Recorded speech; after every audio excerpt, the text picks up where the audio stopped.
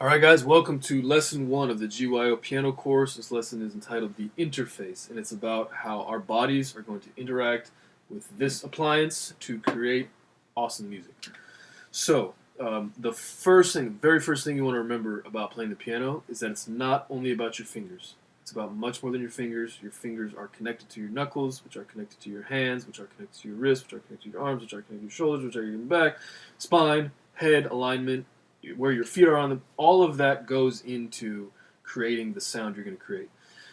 So every time you sit at the piano, if you can remember that it's about more than just your fingers and check in with your entire body, you're going to be a much safer, healthier, and more killing piano player. And that's what we want. So, when I sit down at the piano, there are a couple things that I check in with.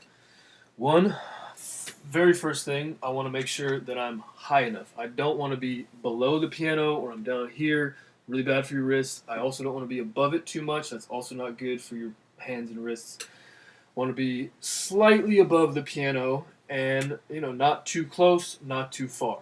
So I don't want to be hunched over it unless I'm really getting romantic and want to get in my feelings. I don't want to be, like this unless it's, like one of those moments where like somebody's just killing it. They're just playing gracefully, that kind of thing. Okay, occasionally, in general though, the posture we want to have is a Goldilocks posture. Not too high, not too low, not too close, not too far. Nice. Breathe. Maybe breathe before you even worry about the posture thing. Always breathe. Good advice. But definitely check in with your breath as well. I don't want to get all mystical about it, but what we're doing here is not simply about Newtonian mechanics of the anatomy or something like that. It's not just presses down and get note. It's a lot bigger system of energetic flow that's going to be involved in how you create stuff. So if you can get your chi right, like Bruce Lee, we want to be flowing like water. You will play much better. So those are the two things, your posture, positioning, and breath are really good to check in with at first. Now, the interface we're looking at, let's just see, without worrying about whether it's a C, an A F sharp, whatever, whether it's a do, re, mi, none of that, so we're not going to think about any of this. Just look for patterns. So I see a bunch of white keys and a bunch of black keys. And I'm noticing that there are 3 black keys and 2 black keys. 3 black keys, 2 black keys, 3 black keys, and that seems to be a repeating pattern up and down. Okay, that's somewhere to start. So what we can do is go to the 3 black keys. Let's just take our 3 fingers on each hand and go to the 3 black keys. The bottom of the black keys, if I hit them together, that's with my ring finger in my left hand and my index finger in my right hand. And then I hit the next one, the middle one, with both of my middle fingers. I'm not going to show you guys those. And then the third one with my, you get it? Alright, I just played a little melody. I can do the, sorry guys, had to do it. I could play a lot of different melodies with just those 3 notes. We already are jamming. We could already invent stuff. We can already go, whatever.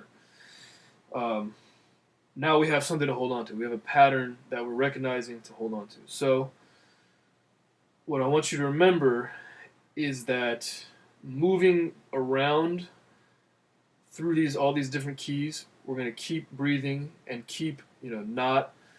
One thing I forgot to tell you about bodies: don't turn your wrists too much. If you can avoid torquing your wrist a bunch, that's great. If you can keep your wrists kind of aligned, you don't want stiff wrists. You want to keep them supple and be able to, fluid a little bit, move around. But you also really do not want to be doing this. Any tension in the body, that's why breathing really helps, will inhibit your piano playing and your sound. It will inhibit your technique. You won't be as fast. The sound won't be as good because you won't be as fast. And you just won't feel as good doing it. So you won't come back to it as often. So that's one of the reasons people smoke, I hear, is that, deep breathing is something all too rare in society. So if every time you sit down at the piano you take a deep breath or 3, you're going to be miles ahead of the people who aren't checking in with their entire body. So back to the pattern that we're looking at. We're looking to change with our body, or participate with. Let me put it that way. We're gonna find these patterns. We're gonna manipulate them. Anyways. bottom of our 3 black keys. That's what's called an F sharp. We'll talk about that sort of stuff later. You don't need to memorize that. What I would like you to memorize is the idea that in between each of these keys, that includes the black and white, sorry, unlike America, the keys are all equal here. We're headed there. Let's learn from the piano together, or at least if not be all equal, we have what's called the same value, note value. So between each of these, there is what we call a half step. You don't need to remember that. You can, there's terms like a chromatic step or a half step, but essentially, just know that every time you move up one or down one, you're moving the same distance between black and white keys, okay? Real basic, we got that, cool. The next question, I was just doing something that I noticed was like, oh, I'm not moving efficiently up and down these various keys.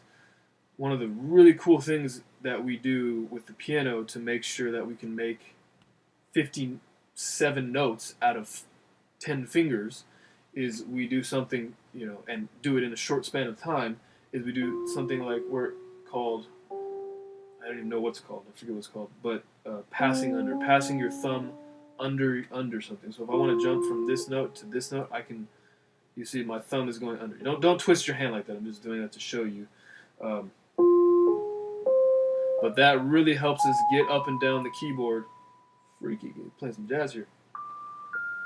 Without running out of fingers. So if you just use fingers, be like, oh, where do I go? I don't want to go around that way. So drawing your thumb under when you're going up, especially, and then on the way down,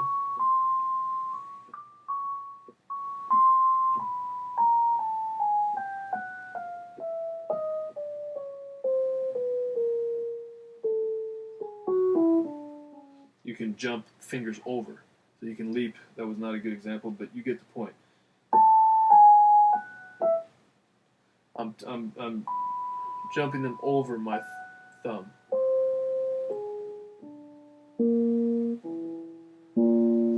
So that motion, both of those motions, the thumb going under and the fingers going over, are going to help you get around on the piano. Let's see, have we covered pretty much everything? I think that's it for now. So thank you for participating in Lesson 1. If you're just starting out, this is definitely the stuff for you. Any questions, please drop them down there. I'd be happy to answer them. It might take me a little bit of time, but I will get to the questions. And come back for Lesson 2. In Lesson 2, we're going to start talking about basic scales, i.e. how do we move around this thing? And then what sort of feelings are associated with those ways of moving? So that's really what we're doing. How do we move around? What feelings do those ways of moving generate in us? So good stuff to think about for life in general. Thank you for rocking with me. This is Cilantro signing off. I'll see you next time.